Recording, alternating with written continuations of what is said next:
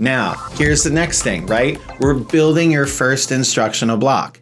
Now that your task list and program of study are already uploaded, you're ready to start building your instructions. Okay? In Blueprint, lessons are just organized into instructional blocks. Navigate to your blocks section inside of your program's workspace.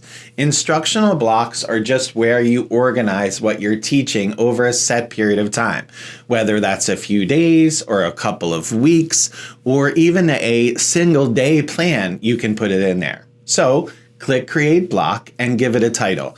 So this could be as simple as my first week of school, or Introduction to Design Principles, or Basic Knife Skills, or engine blocks or brakes, whatever it is that you're going to focus on. Think of it a block as being as sort of focused learning unit that you build around all of your specific CTE tasks.